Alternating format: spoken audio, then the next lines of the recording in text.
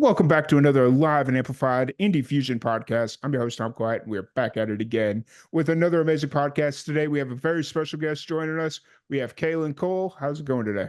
Hey, it's going great. The sun is shining clearly through my hair. So, Hey, it's at least we're not dealing with all the hurricane stuff that's going on in the Gulf Coast right now. And yeah, I'm yeah, glad that I'm in Nashville and it's kind of, Midland, so we're not by any oceans or anything yeah. like that. So, Oh yeah, for sure. So excited to have you here. Excited to chat a little bit. Feel like we've been talking a lot longer than we actually had. I went back and looked. I was like, yes. I feel like we've been talking for at least a good several months, and then I I went back and I was like, oh, it really wasn't that long. But you know, Yeah, I thought so too, but I'm really glad to be officially on the Live and Amplified podcast. So, yeah, absolutely. And I've really enjoyed your music, and so I'm really excited to kind of jump in and talk about everything that you got going on. yeah. So you're originally from Wisconsin. Mhm. What what was life like for you in Wisconsin growing up?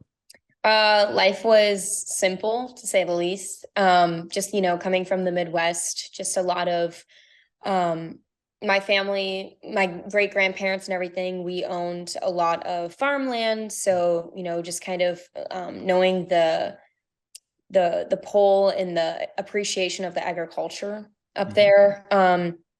I mean, I was outside playing a lot as a kid, me and my brother.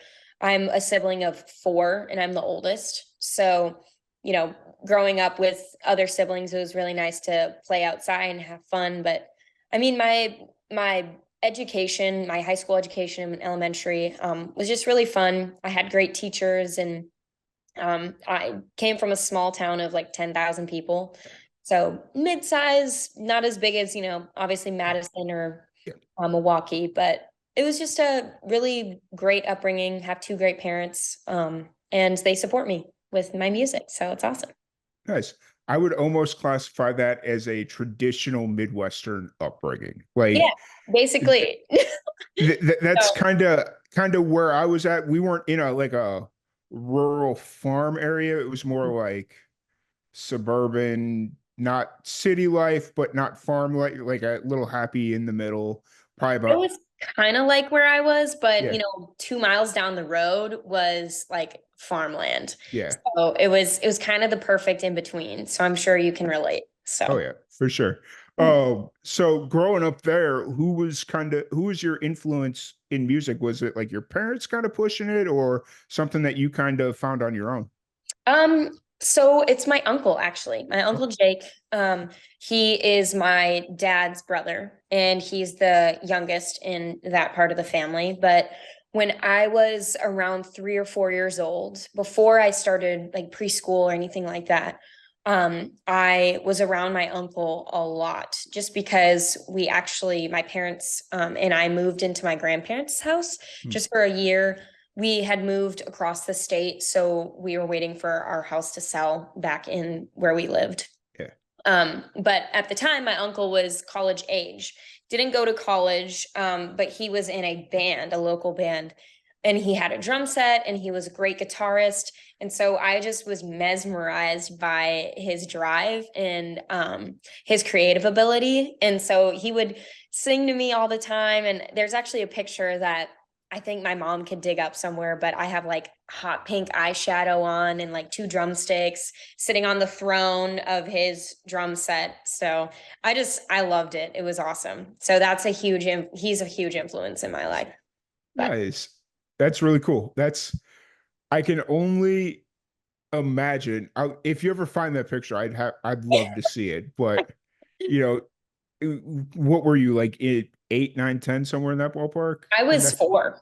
four? Okay. Yeah, I was super young. But when I was also younger too, like 2, 3, 4 Hmm. really young years of my life, my dad was a DJ on the weekends. Oh, nice. So he just had a lot of CDs and would play me all different types of genres, including like Elvis Presley, Michael Jackson, the Beastie Boys, even. So Yes. yeah, I was just very I guess, immersed in the music, not the music scene, but music at a young age. Yeah. And it's just so weird to, I guess not weird, but different to see other people grow up and, they don't have music playing when they get ready, or their parents don't have music on in the car. Like that was just my upbringing though. Music was always playing. Oh So yeah, for sure. It's a really I've had this conversation several different times this week, and it's kind of funny to this point about musicians nowadays have this really cool eclectic upbringing in music because it's not like it was back in the day when my parents were growing up or your parents were growing up, where it was like you had a single family or a family, they listened to country and that's all they listened to, or they listened to rock and that's all they listened to, that sort of deal. But yeah. nowadays you had so many families that grew up listening to different things, Mhm. and now the kids are like, oh, I really like Beastie Boys, but then there's also the side of me that likes Shania Twain and Def Leppard, just like all these different things. And it's like really cool to kind of see the music that's coming out of that with My all that. Yeah. parents loved Daughtry and Theory of a Dead Man. Yeah. So I was like always listening to those too. Nice. That's So cool. it's weird though, because I do country music now, like soul country. I'm Yeah. sure we'll get into that later, but it's just weird because I never really grew up on country. Hmm. So yeah, it's just funny how I kind of found it. So Nice. mm, How did you find it? Like, let's jump right into it. Why wait, yeah. you know? Yeah. Well, so I, around junior year of high school, Hmm. I knew that I wanted to graduate early. And in my high school, you can graduate a whole semester early your senior year. Nice. So I was making those adjustments to my schedule in order to do so starting Hmm. junior year. With that being said, I also was introduced late sophomore, early junior year to a band called Shotgun Jane, Hmm. and they are a regionally known band in Wisconsin, and they were looking for a lead singer. Now, in Wisconsin, you can get into bars when you're under 21. Your parents just Yep. have to be there. Yep. So I met the manager, and I was a part of the band for, I believe, a year and a half. Um, and then I went to another band called Shotgun Jane. And obviously, I'm sorry, Spitfire Rodeo, but these band names, obviously, that they're country. Yeah. So I mean, we didn't only do country, but we did a lot of 90s country, a lot of early 2000s, but some rock and roll too. But that's kind of where I picked up country. I always knew that country was a genre, but knowing the songs, playing them live, Hmm. just something different, and like seeing people, listen and sing along, which was Hmm. awesome. Country is just a huge scene in Wisconsin, and I didn't realize that until, 17, 18 years Yeah. old. Right. It's very similar to how I was brought up. Like I knew the commercial people, like I knew who the Dixie Chicks were, I knew who Rascal Flats were, Yeah. and then like Tim McGraw, and that Mhm. those were like that's what I thought country was. Yeah. But then you go deeper and you're like, wait a minute. It, that's just what they want you to think country is. Yeah. And then you dive in and it's like, oh, Hmm. okay, I know. And when I grew up too in high school, if you liked country, you were quote unquote lame. yeah. But now country is such a diverse genre that people love it. And Mhm. people, it's like a whole, it's crazy when you see like culture now accepting and almost idolizing country Yeah. right now, which I mean, I don't have a problem with. I love it because I'm in that genre. Right. But it's just really cool to see how the cultural changes go throughout years. Yep. Yeah, it's just really awesome. For So, sure. For sure. Yeah. In my high school, it was Dave Matthews Band. That's yeah, nice. who you listen to. And it's like, okay, fine. Mhm. Whatever. Oh, so through high school, you said you were trying to kind of fast track through high school and get out as early as you can. Oh, yeah. Did you end up going to college or did you jump right into the mute? What was kind of the transition out of high school? Yeah. So my parents raised me. I feel like this is pretty typical for Midwestern parents, but Hmm. I could be wrong.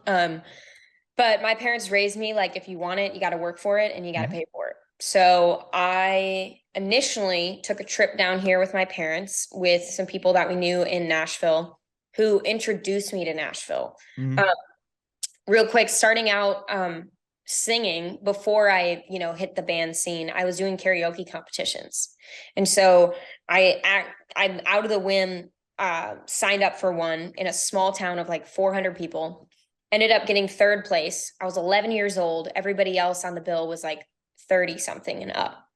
So I was by far the youngest. And my parents thought, they were just being, I guess, parents, and they were like, oh, I'm biased because my kid is my kid and I think she's got Yeah. something Right. there. Well, then people started coming up and they're like, hey, like she's 11 and she's got a pretty good voice. I mean, I was singing Adele at 11 years old. Wow. And I just loved it. I just enjoyed it. I wasn't doing it for anything else other than that. And throughout the years, I did karaoke competitions and talent competitions. It led me to a certain competition where one of the judges on the panel was from Nashville. And afterwards, he came up to me and my mom and was like, have you heard of Nashville? And at the time I was 16 and I was like, where's that? Um, so I was immersed into the Nashville scene pretty young. My heart was set on Belmont University. Um, but then I started thinking about it and I was like, college is always going to be there. It is Mhm. always going to be there. I can take my gen eds whenever I want, have a degree whenever I want, but these moments in the scene right now are not going to be here forever. Mhm. So I made the jump at 18 years old. I finished up high school when I was 17, Mhm. turned 18 the month after, and then got a job as a receptionist at this plumbing company, Oh well. which I didn't know anything about plumbing, but apparently they needed some money. So I was Yeah. like, I'll take it. Saved up that money that I made there and moved my way to Nashville. So that's exactly what I did after high school. It took me about, you know, 7 to 9 months after high Nice. school where I made the move Nice. and by myself. So my family's not down here. So Fair. So I got to ask, do you pay attention? Do you listen to a lot of Gary Vaynerchuk? Because a lot of the stuff you're talking about aligns with some of the stuff he kind of talks about. no, I don't. Yeah. I should. It it was very, he's not like a he does some music like business type stuff, but he's Nice. not like that's not his thing. He's more in marketing and advertising and just starting your own business and stuff. I love And that. I love a good entrepreneur. That's for yeah, sure. yeah. And he keeps or there's a couple of different things that he'd bring up. He'd be like, college will always be there. It's not going anywhere. Yeah. You're 18, 19, whatever they were. Go take some chances. Yeah, I know. So, And this is the time in your life though. Like I don't have a husband, I don't have yeah. kids. It's just like you're able to be selfish in this part of your life. Hmm. And I don't want to be when I have a family because I want to family is very important to me and I want to be there and present. But that's my morals and all Hmm. that. But yeah, so that's why I made the move at such a young age. Yeah, absolutely. And so how's it? Obviously, you moved down right at the perfect time, right before the pandemic, Yeah, it was awesome. right? If anything, like that's just perfect timing. Well, it's honestly, it was a blessing that Hmm. my first roommate, um, I was able to live in Nashville for a year and 2 months for free because my roommate knew my situation. She owned a house, but she took care. She had 3 dogs and she was always gone. So I was basically house sitting and dog sitting for her. And so that was just like the perfect foundation for me financially. Um, because nobody had a job in Hmm. COVID. So obviously like having that free rent really saved me, I think. Um, my first job here was at Chick-fil-A. I bounced around the food industry, serving industry. I also had a full-time job with benefits, and Hmm. I just felt God telling me now or never, like Hmm. if you want to do this and this is your calling, which I believe so at the time. Yeah. Right now, it definitely is, but it's just crazy how things have been working out. Like I've been writing with amazing writers and people that are, super collaborative. It is sometimes challenging to find people who truly want to invest time in you and collaborate with you and just have that mutual trust as, if you Hmm. move up, then you're going to take me with you. Uh, Hmm. but once you find those people, it's just really refreshing. And I feel like I have finally found like a good group of people that are willing to do that for me and I is to them. So, Yeah, for sure. And I think that's the one thing about Nashville that's really cool is once you kind of yeah. find that tribe, that group, that whatever you want to call it, they're there for you. Like that, it's legit. Yeah. It's really cool. Like it's And yeah. it took me a while too. And I mean, it's okay. It's not, if music was a linear path, everybody would be doing it, Hmm. but it's not. And it took me 5 years to find my people. But, Yeah. I'm 23 years old. I still have, hopefully a great career in front of me. Mhm. And, everything happens for a reason. And Yep. I've written with some amazing people and have written great songs with people. But like finding my camp is just really, really refreshing. Oh So yeah, for sure. And as long as you're happy doing it and not it doesn't feel like a grind or a job, just keep going. Just keep moving forward. Like that's all I can say. yeah. And So, I'm okay with it feeling like a grind just because mhm, like I have that vision at the end where mhm, it's like, this is my end goal and everything that might not be moving right now, it's moving in the background, but mhm. it's because you're not seeing immediate results doesn't mean Yep. that nothing's happening. So Yep. I gotta teach 100. myself that. And it's a hard thing to wrap your head around and accept because I was telling my friend today, I was like, I feel like I'm doing nothing, but like I practice guitar for 3 hours a day, Yep. but still I feel like I'm doing nothing. Yeah. And I felt the same way for a lot of years. Yeah. And it's just like I've been doing this podcast now for 8 years. It was 8 years in July. Nice. And it's just since the pandemic, we started picking up a little bit of steam, but it's really the last year where it's like, oh, hey, those connections I've been making, they're starting to pay off. Like we're getting invited to this, to this, to this, to this. And it's like, Well, because everybody's growing too. yep. So those connections maybe you met 3 years ago didn't have those types of polls, but now they might. Mhm. It's just, it's crazy. This whole Yeah. business is crazy. Right. I love it. So Nice. And so you're loving Nashville at just kind of as a person in a city, like you yeah. loving it. I like it. I think it's easier for a person who's, extroverted, willing to go out by yourself even sometimes and meet people. Just, a lot of my friends, I talk to them and they're like, I would never do that in years, but I don't know why. But my personality is that. And I don't know if it's like a confidence thing or Mhm. I really don't care what people think of me thing. Like if they think I'm weird coming up to them, but I try to be personable and authentic and Mhm.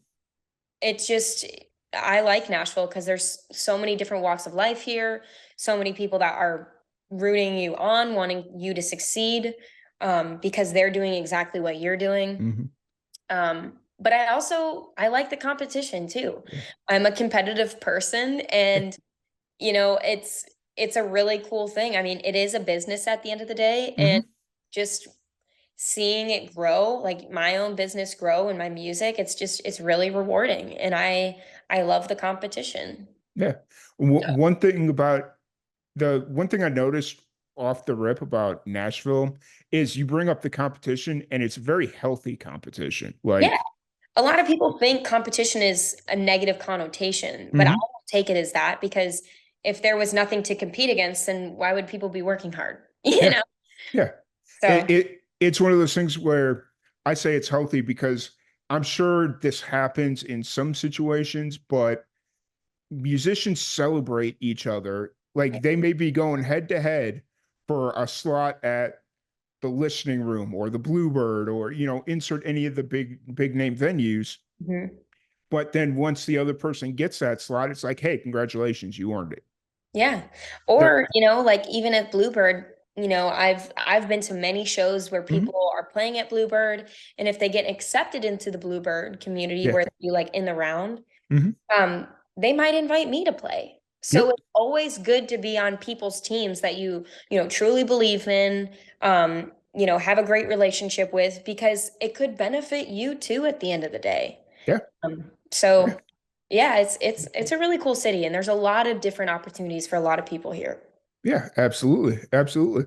So let's jump into your songwriting and kind of your music because you've been writing for 8 years, 7 years, 8 years, Yeah, almost almost 10 years. I would say almost. 8 years. Yes, you would be Uh, correct with that. I started writing when I was 15, and that stuff is in the trash now. Like Right. it's so bad. But it's Why, so why cool. do you say it's bad? Like, I mean, it was authentic to you at that point in your life. Yeah, yeah, but it was just like about my sophomore year boyfriend, and I was like, we gotta toss this. Like the rhyming schemes, the structure of the song, the catchiness, it just wasn't it. Like I was going through my voice memos the other day and I found it and I was like, ooh, this is not good. I've told musicians in the past that have still have like access to some of their like really early stuff. It's Yeah. like I challenge them like go back and see if there's like a chorus line or Yeah. something that just kind of like works. Yeah. So yeah, Yeah. Cool. Sometimes you have hidden gems in there. yeah, But yeah. for sure. And so then you were when you were recording back in Wisconsin, were you coming down to Nashville to record, or did you have a spot up in Nashville or up in Wisconsin? Yeah. I traveled to Nashville. So Yep. the first EP that, you know, some of the singles are out on Spotify, all music Hmm. platforms. Um, there's Burning House, there is Someone Like You, and I believe that's it for my first Yeah. ever project, but my first EP had a bunch of covers on it. Hmm. But then that was produced by Bobby Boyd in town here. He's a native to Nashville. And then I started doing my own music. And I believe the first ever song that I came out with was called Drowning in Darkness. And Hmm. it was just about like such the I'm pretty sure I wrote it in COVID, if not a little bit before that, but it was just like I specifically remember I was using my great grandma's old keyboard and I was in my basement back home. And my mom, you know, she's been used to years of me playing songs and, you know, singing and everything. But I was singing it for her and she was like, yeah, I really like that. And so I took that to heart and I took it to the studio here called Zod Lounge. It's Hmm. um, Tom Michelson and Brett Vargason, or Tom Michael and Brett Vargason. They both co-own it. But I sat down with them and I did that song and I did a couple more with them. And then my Bourbon Warfare EP, you know, I recorded in Nashville too at Majestic Ape Studios for with Ben Reno. And now I'm working with somebody named Kate Malone uh, Hmm. on my new stuff. But it's really cool how to see like, you know, at the time, all of these people are just like perfect for these projects. Yeah. And it just lines up pretty well. So, but Yeah, yeah, for sure. That's really cool. I this is a little bit of a random song that I kind of want to bring up. yeah, Saddest birthday ever. It yeah, I found or I was a couple of weeks ago, I was just kind of going through your Spotify page, just kind of listening to, like as I was driving to work or something, yeah, and it popped up on my dash. It said saddest birthday ever. And I hadn't even really started listening to the song yet. And I just started thinking about like what my saddest birthday ever was. And then I started yeah. listening to the song and I was like, yeah, I don't know. I just connected with it. So Well, thank you. I really like that song. It's really cool to see kind of I don't think I'll ever take any of my songs down just because mhm. I love to see like the growth and Yeah. genre change and everything like that. That's very common nowadays. But I did start out with that physical EP. It was just country covers in a Mhm. country song that Bobby himself, the producer, had written. And then I went into like the soul pop kind of Mhm. realm. Saddest Birthday Ever was produced by a guy named John Luke. He's Mm, awesome. Um, but so did Love Me That Way. He also produced that one. And it's funny because this next single is kind of a mixture of like soul country, but a little bit of pop with it mhm, too. So it's kind of a fusion of everything that I've been doing up till this point. So for sure. Are you still kind of struggling with your musical identity, or do you feel like you have a pretty firm grasp on what kind of music you want to be making? I have a pretty firm grasp on it. Okay. I used to love like the slow ballads and everything like Mm, that, which is great, and there's a time and place for it. mhm. However, I just love the things that like the what are they called? The Red Stray Clays. I'm Yeah. obsessed with them. They've just got like this gritty tone to them. Chris Stapleton, I Mm, love him. And like Lainey Wilson's like production, like the quirky, unique mhm. production that she has is super cool. And I kind of have been trying to fuse all those things together and still make it feel like my sound. But with what I've been writing lately, I'm very, very excited to be sharing this stuff, hopefully in the near future, but it's kind of a mixture of all that. And I Okay. call it soul country. So Nice. yeah. I feel that. That's really cool. And then you brought up your new single that's coming out next Friday on the Yeah. 4th. I'm so Uh, excited. I can't wait to hear it. But I It's did go it's ahead. So, yeah. Oh, but before we jump into that song and talk a little bit about that, I do have to ask, are you a bourbon slash whiskey drinker based off of your current EP that you have out? it's funny that you ask because yes, I'm literally like right next to me. This was actually gifted to me, Nice. Gentleman Jack, by one of the people, one of the ambassadors of Jack Daniels. So that's Mhm. hilarious. But yes, I am. Okay. I I think it just dates back to my grandpa and I back home. He would, let me taste a little bit of his like blueberry bourbon that he got from Yep. Virginia or whatever it was. And it was, it hit you in the face, that's for Oh sure. yeah. But Oh yeah. it was just, it's so flavorful. I don't like tequila, I don't like Mhm. vodka, but I just love whiskey and bourbon. Mhm. My favorite drink is the old fashioned. Good old fashioned. Nice. It's it's definitely an acquired taste. It took me a long time to kind of get in a comfortable place to drink whiskey and bourbon, Yeah. but now it's just kind of like if I'm not drinking beer, it's a glass of whiskey right there. So Mhm. yeah, I Yeah. feel. Hey, so have you been up into Kentucky and done like the whiskey trail in Kentucky, I Tennessee? haven't, but I would love to. I have been to the Jack Daniel's distillery. Mhm. Yeah, So fair. yeah, I Perfect. would love to do the bourbon trail. The So bourbon trail, that's what it's called. That's mhm. right. Yeah, I So would love to do that. I actually did some stuff in Kentucky for work in my mhm. corporate job. But I'm actually playing in Bowling Green and Louisville Nice. next week. So Nice. I'll Well, probably taste some whiskey when I'm up for, there. no, for sure. We'll jump into Bowling Green. I lived there for about a year, so we'll jump into that one here. So you currently have the acoustic version of Bourbon Warfare out now. It's out for everybody to listen, and it's the acoustic of the EP that you released last year, Bourbon Warfare. Yes. What was kind of before we jump into the new single, what was kind of the thought process? Did you always know you wanted to do like an acoustic version of Bourbon Warfare, or was the reception so good that you're like, you know what? Let's see what an acoustic does. Yeah. Well, I kind of did that project just for me and the writers, to be Mhm. honest. I feel like just with my values and how I look at music, I think that, without the song itself and the lyrics on the paper, there's nothing to produce. There's no videos to do. There's nothing behind Yeah. without that, And so I really wanted to showcase the songwriters and the people who helped me on the project. So that's why I ended up doing Bourbon Warfare Watered Down. Um, I remember exactly the moment where I thought of that project. I was in the car on the interstate, just driving around Nashville. I think I was going to church that day. And I call my mom and I'm like, Mom, because like my mom's my best friend. I got to put an idea past her. And if she doesn't like it, then I kind of like simmer on it a little bit. Mhm. Um, but I called her and I was like, what if I did an acoustic version of the album, but it was live? I feel like a lot of people do like live versions of Mhm. things nowadays, and it is kind of, picked up.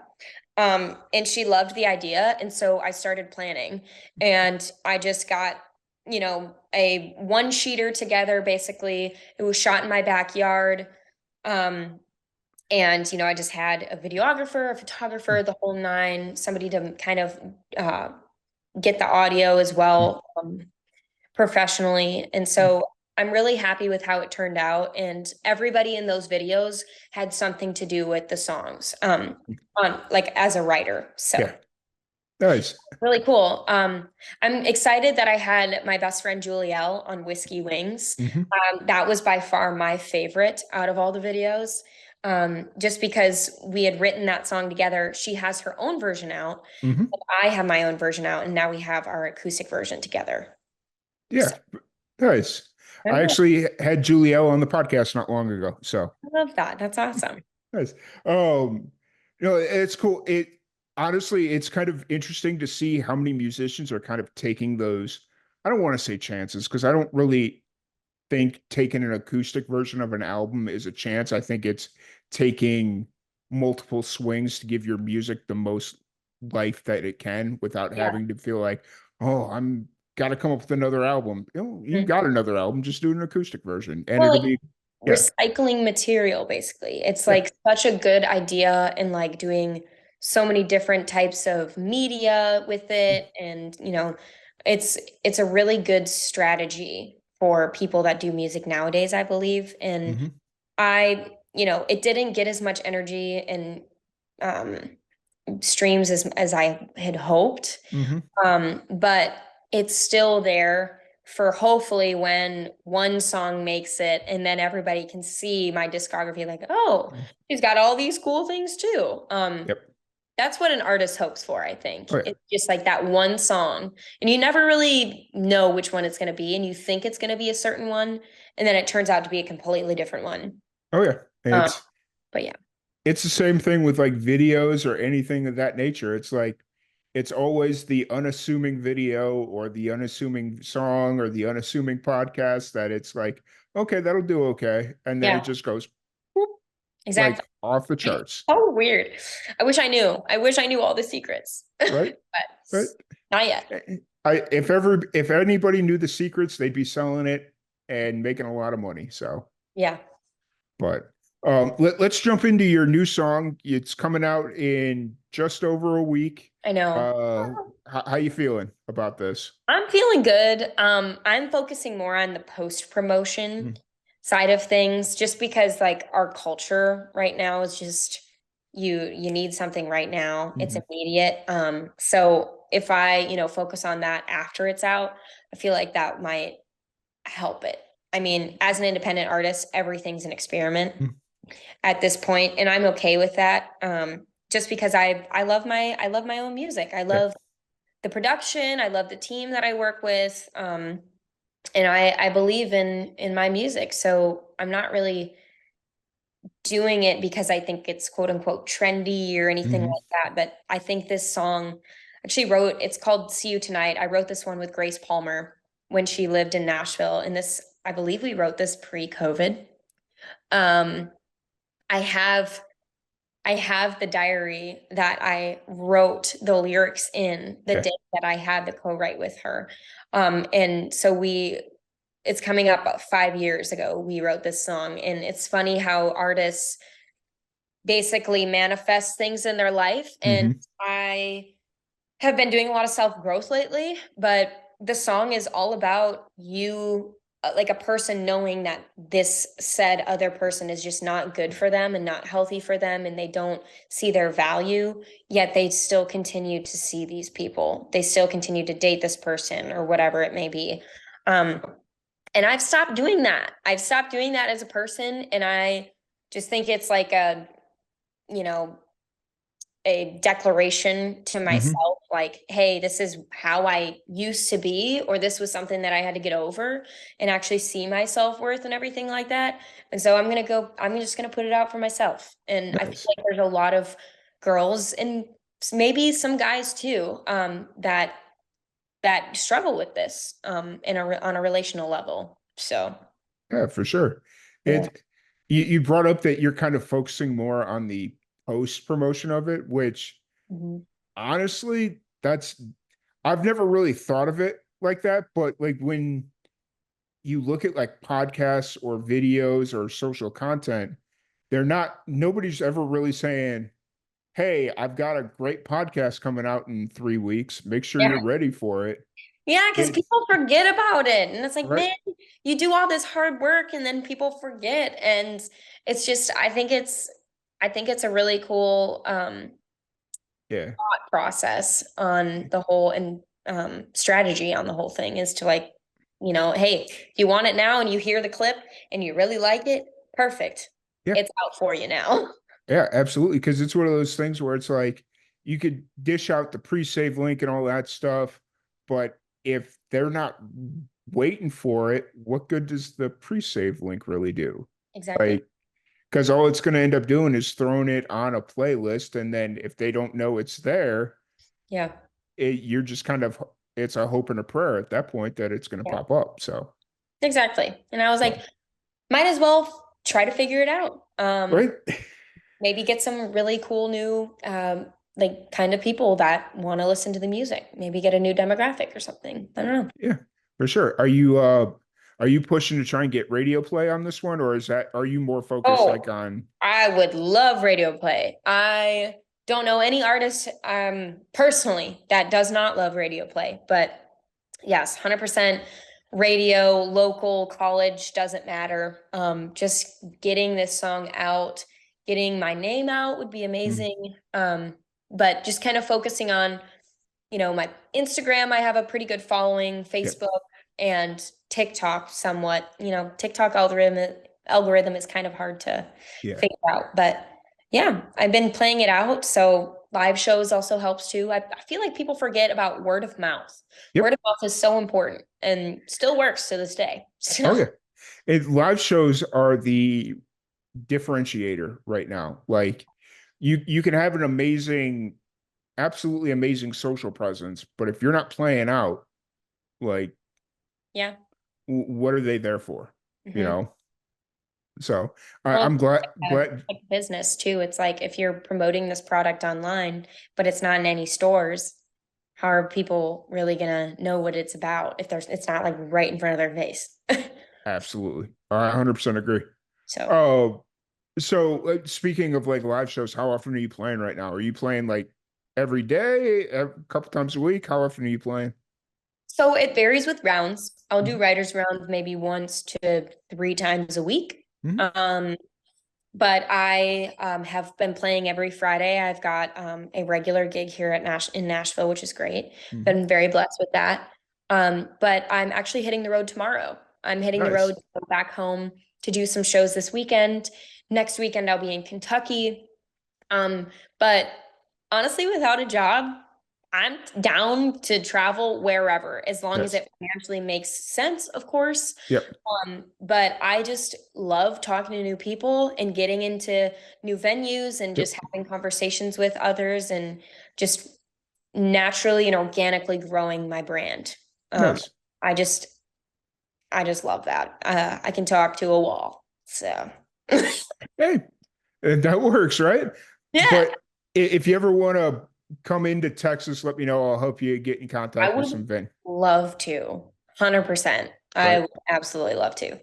Uh, Um, yeah, I It, 100%. Texas is a cool place. I like it. I've been here about 5 years, and What part of town or what part of Texas are you? so I live in Waco. Okay. Yep. I've heard of it. So yep, I've been to Dallas, Fort Worth, yep, um, and Waxahachie. yep. Okay, that's not one I. You said it correctly, and that's not one that people throw out just kind of randomly. Yeah. You know, I it's like love Billy oh, Bob's too. Billy Bob's is a great place. oh yeah, oh yeah. Haven't been there yet because I don't go up to like Dallas all that much, the Dallas Yeah. DFW area. I don't go there that often. I kind of stay in my lane, quote unquote, you Mhm. know. But I need to get up there. I need to get up to at least see the stockyards, you know, like the Backyards are cool. traditionals. Yeah. So, um, so you're playing pretty consistently. You're going out to Wisconsin, going up to Kentucky. Bowling Green's cool. Have you ever been to Bowling Green? I have not, but I'm playing at the White School Squirrel Brewery Okay. on October 5th. Okay. Leave at 7 p.m. and it's a full band thing. So Nice. bringing the boys up, it's going to be a fun little road trip with them. I cannot thank my band enough too. I mean, these boys have been amazing. I've got Ben Tidwell on piano, Alex Frizzell on guitar, and then Tommy and Brandon Clausen both play bass and Nice. electric, and they are just awesome people. It's taken this far to get like a band as well. Yeah. I think honestly, in God's timing, it all makes sense. And these guys are just so down to play and so down to take work off and go do things just because they're all really passionate about music Hmm. themselves and understand that it's not an immediate, hey, we're going to get paid so much money. But they're willing to invest in me and in their craft. And it's just, it's awesome. I just couldn't thank them enough. So I'm For excited sure. to play with them more. That's cool. I'm excited to hear the new single and hopefully get to see you play live. I'm coming Yeah. up to Nashville more than I have. Like Yeah. during the pandemic, I wasn't coming up that often. And even pre-pandemic, I wasn't coming up that often, but I've been up like 4 times already this year. So it's like trying to make those trips up a little bit more frequently because Hey, well, the fall is a lot better than the summer, let me tell right, you, right, weather-wise. So try to right. come up in the fall. It's awesome. Yeah, it's I actually the first time I went up was in October. Oh, nice. Yeah, first time ever. I was living in Florida at the time. Somebody called me, was like, "Hey, I got a band that wants to do a podcast. Can you come to Nashville?" It's like, sure. Why That's not? Yeah. So, that was a crash course in Nashville. So sweet. nice. So outside of music, what do you like getting into? What keeps you sane, gets you in trouble? I don't know. Like Oh, what's a lot. Well, I like hanging out with my friend group that I have. Mhm. I really like just getting outside. I've been getting more into reading recently. Nice. It's kind of been taking care of my mental health too, like keeping my brain sharp. It's not fiction, it's all nonfiction. So just learning new facts and things about life. I love to travel and I really love to hike too. So just getting outside. In my high school years, I took just being inside for granted. And, besides sports and everything, I was always inside. So Hmm. I've been trying to just get that vitamin D and enjoy the sun as much as I can. So, For sure. So being from Wisconsin, I take it you're a cheesehead? oh yeah, I love cheese. If you looked in my fridge right now, I have like shredded Mexican feta. I'm pretty sure Gouda, like sharp cheddar. I just love Nice. cheese. And I also have milk from a farmer. Nice. So yeah, I Nice. take my dairy serious. Fair.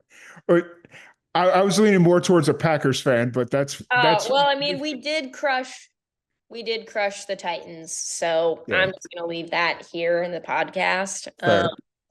Well, Nobody can I hate me because it's a fact. I grew up in Chicago, so you know where my loyalties lie. Oh man. It's okay though. Okay, I Like gotta I go. No, I'm I kidding. I I don't take the rivalry that seriously. It's Yeah, just me either. when my friends are like, it's funny. I knew a lot of Green Bay Packer fans in Chicago, That's and, awesome. and they were like diehard. They actively root against the Bears. Like when the Hmm. Packers aren't playing the Bears, they actively root against them. All Okay. this stuff, and I'm like, just watch your freaking game. Don't worry about what we're doing until Exactly. November or whenever it is we play. Yeah, Don't worry about it. So, it's fine. um, But no, you brought up all the cheese. I take it then when you go to and from Nashville back home, do you stop at Mars Cheese Castle? I don't. I've actually No? never been there. Okay. So I do, if I'm driving, I will bring back some spotted cow though. Okay. Gotcha. I'll bootleg that stuff.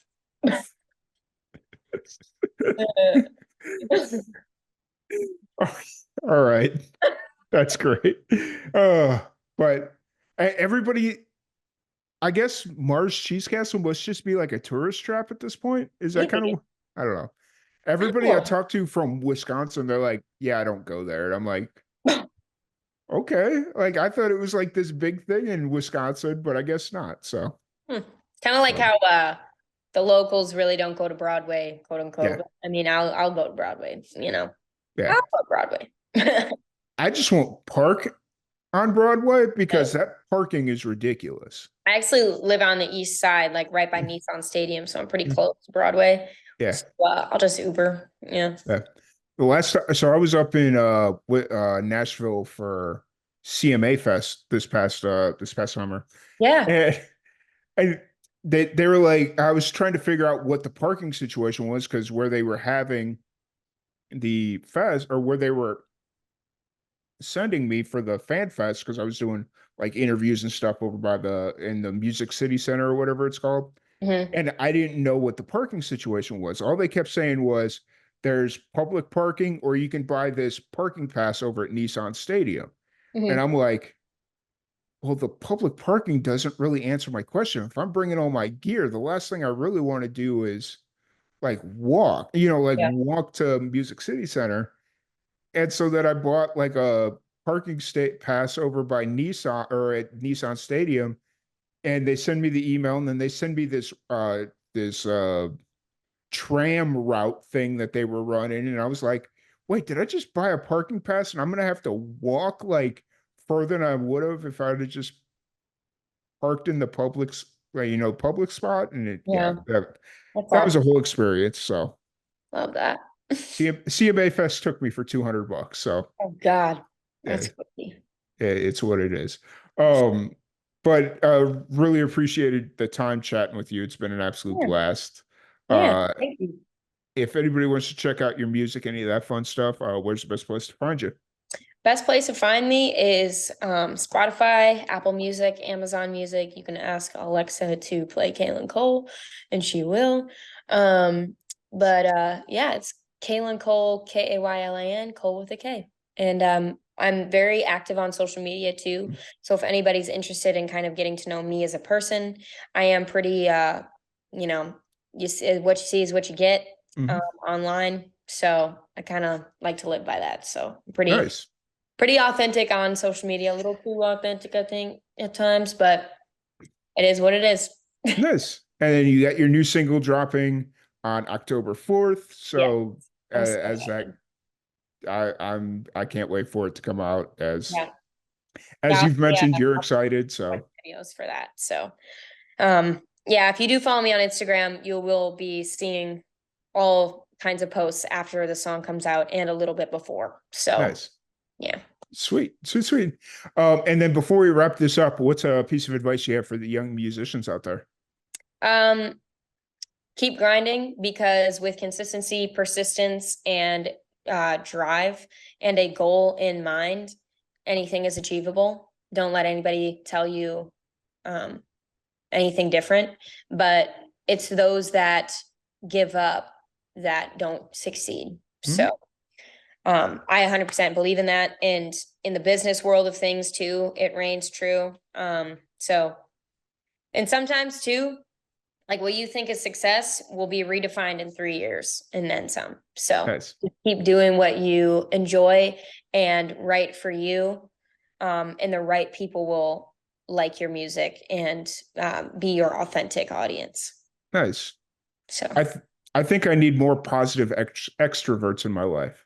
yeah, It sounds like I just need to move to Nashville. That's yeah. what I I mean, a lot of people are. So what's one more, you know? right, right.